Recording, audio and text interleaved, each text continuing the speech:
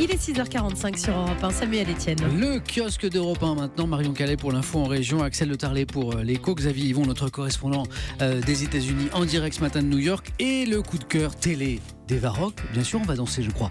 Bonjour à tous. Bonjour Samuel.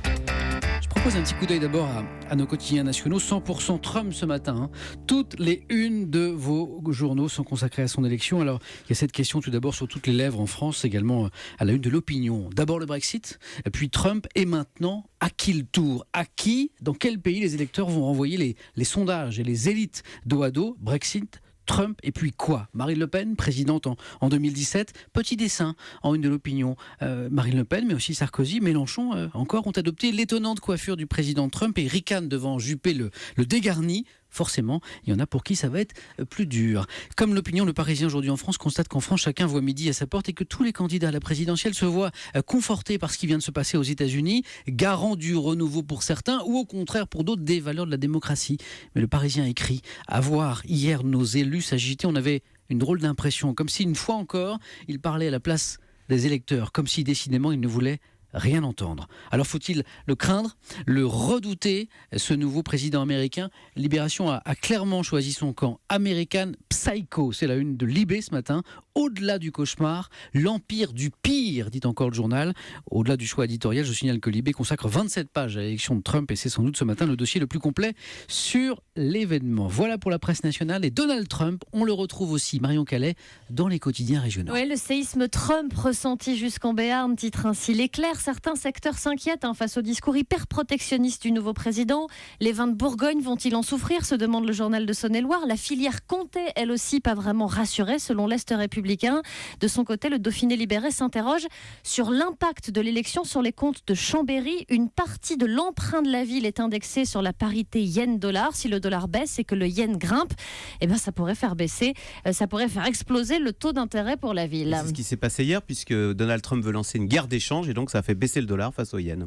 Donc, conséquence jusqu'à Chambéry. L'histoire du jour, Marion, c'est le coup de gueule d'un charcutier en Charente. Oui, depuis 4 ans, Francis Raby cherche à vendre sa charcuterie à Montbron, près d'Angoulême. Le problème, c'est qu'en 4 ans, il n'a reçu que 5 ou 6 candidatures. Les annonces dans les agences, les reportages aux 13h de TF1 n'y ont rien fait. Pourtant, il est divisé par 3 le prix du fonds de commerce, du matériel et du laboratoire. 100 000 € aujourd'hui.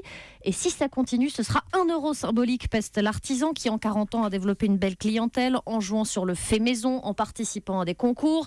Pour son successeur, il a même dégrossi les pistes de développement. Un service traiteur visiblement très demandé, la boucherie aussi, mais rien à faire. Lui dénonce une génération des 35 heures, des jeunes qui ne rêvent plus de s'installer et le manque de formation pour les apprentis. La Charente, juge-t-il, n'en forme pas suffisamment. Vous qui nous écoutez ce matin, si vous voulez reprendre une charcuterie, c'est à Montbron, près d'Angoulême. Axel, l'économie. Aujourd'hui se tiennent à l'Université Paris-Dauphine les journées de l'Europe, les journées E-Day, voilà. Yes. Europe 1 et le journal du dimanche sont partenaires. Axel, vous participez à cette journée.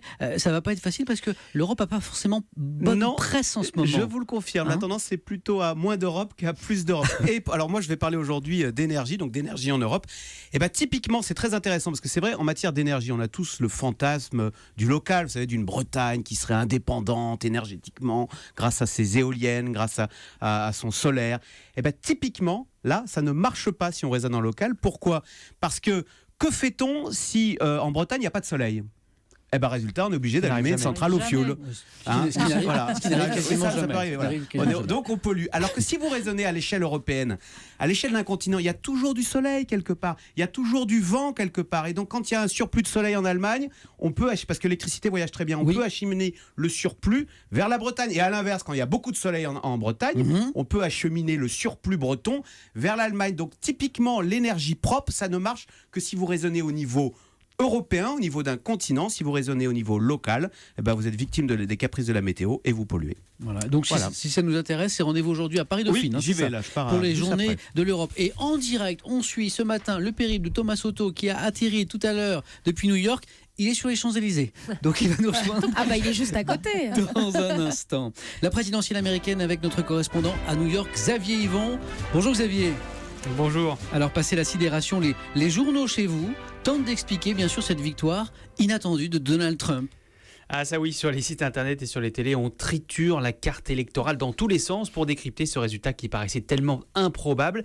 Et en fait, l'explication est assez simple. Donald Trump a gagné son pari en surmobilisant l'électorat blanc, surtout les hommes sans diplôme dans les zones rurales. C'est ce qui a fait son succès, notamment dans les États autour des Grands Lacs, traditionnellement démocrates. Il a fait sortir de chez eux des gens qui ne votaient pas et ça lui a suffi parce que dans le même temps, Hillary Clinton, elle, n'a pas réussi à suffisamment mobiliser les autres catégories d'électeurs, celles qui devaient la faire gagner, les minorités noires et latinos, les jeunes, les femmes diplômées. Ils se sont moins déplacés pour elle que pour Barack Obama il y a 4 ans. Le manque d'enthousiasme qu'on avait pu constater sur le terrain pour Hillary Clinton et que vous avez entendu dans les reportages sur Europe 1, il s'est traduit en chiffres. Quand on regarde le nombre de votants, il y en a eu moins que lors de la dernière élection, mais surtout côté démocrate. Donald Trump, lui, il a eu 1,5 million de voix en moins que Mitt Romney, le candidat républicain d'il y a 4 ans, mais Hillary Clinton, elle a eu 5 millions de voix en moins que Barack Obama. C'est ça qui a pesé lourd. Xavier, et les médias, eux, ils se demandent pas aussi comment ils ont pu à ce point ne rien voir venir?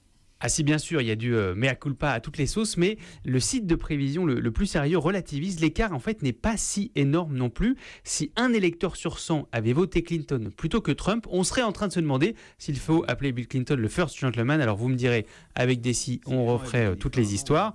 Ce qui est sûr, c'est que la principale responsable de son échec, c'est Hillary Clinton elle-même. Et entendu sur CNN tout à l'heure, cette citation d'un précédent battu à la présidentielle, le poisson pourrit toujours par la tête. Très bien, merci Xavier. On revient en France, on va se demander ce qu'on pourrait bien regarder ce soir à la télévision, Eva Rock. Écoutez, nous sommes jeudi et pourtant ce soir vous allez entendre ça.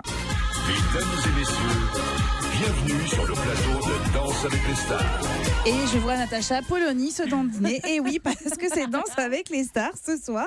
Le samedi Natacha étant rêve réservé. peut-être d'y participer. Peut-être, on va proposer sa candidature. Non, en fait, samedi étant réservé aux Energy Music Awards qui sont présentés par l'excellent Nikos Aliagas, TF1 a avancé la 5e soirée de Danse avec les stars. Alors, il y a peu de temps pour les personnalités pour se préparer.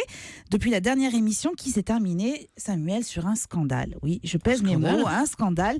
Objet du scandale, l'élimination de Sylvie Tellier qui dansait très bien au profit de Julien Lepers, pas franchement doué, même lui le reconnaît. Je suis tellement désolé parce que je pensais vraiment que j'avais toutes les chances de partir ce soir. Donc je suis tellement désolé pour toi Sylvie, tu danses 10 000 fois mieux que moi, c'est certain. Oui, c'est certain, je vous le confirme. Autant vous dire que l'annonce de ce résultat a énervé plus d'un internaute sur les réseaux sociaux. Ouais, ça tweet, hein. Mais c'est le jeu. C'est le jeu. À chaque fois que le public vote, la popularité l'emporte sur le talent. On a déjà constaté ce phénomène, notamment dans les télécrochets comme Nouvelle Star. Comme quoi, les amis, il n'y a pas qu'en politique que les votes sont parfois difficilement compréhensibles. Et je vous jure que c'est vrai. J'ai retrouvé le tweet d'un téléspectateur samedi soir qui écrivait Julien Lepers qui élimine Sylvie Tellier, ça veut dire que Donald Trump peut battre Hillary Clinton. Visionnaire. Danse avec les stars ce soir sur TF1, Danse avec les stars peut-être un jour avec Natacha Polony. Merci à tous les quatre et à demain.